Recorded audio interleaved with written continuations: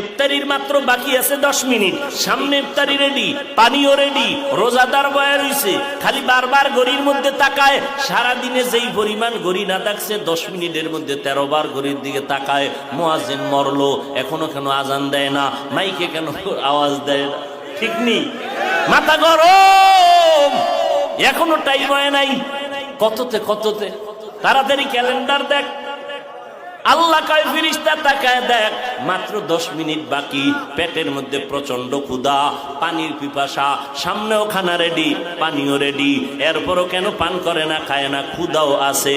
আল্লাহ কয় ফেরেশতারা জানুনি? কয় জানি না। আল্লাহ বলে, ও ফেরেশতা তাকায় দেখ, সবাই আমি আল্লাহকে ভয় করে, এবং তোরা সাক্ষী থাক, আমি আল্লাহ এদের জীবনের সব গুনাহগুলো মাফ করে দিলাম।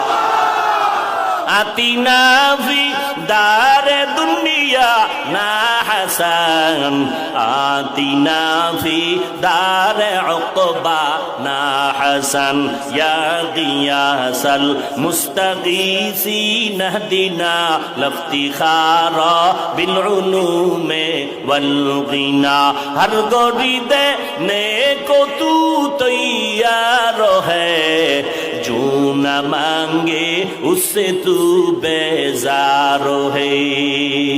তাকওয়া অর্জন করো রোজার মাধ্যমে। এরপরে আল্লাহ কয় জবানটারে হেফাজত করো। কেমনে জবানটারে হেফাজত করব?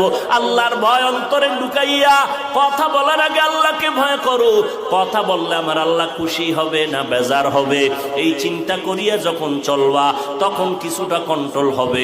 আর একটা কাজ হলো জিহ্বার দ্বারা কিছু কিছু মৌলিক গুনার কথা বন্ধ করো, কিছু মৌলিক নেক আমল চালু করো। তাহলে একটা পাত্রের মধ্যে কিছু থাকলে অন্যটা রাখা যাবে না, খালি পাত্রের মধ্যে অন্য কিছু ঢুকতে পারে। জিহ্বাটারে যদি নেক আমল দ্বারা চালু রাখো, গুনাহ সহসয় হবে না। জিহ্বাটারে নেক আমল দিয়া চালু রাখো, গুনাহ কম হবে। 1 নম্বরে শপথ করো, রমাজান আসতেছে, এখন থেকেই তৈরি হয়ে যাব, এই জিহ্বা দ্বারা যেই পরিমাণ মিথ্যা কথা বলছি সামনে আর মিথ্যা বলবো না।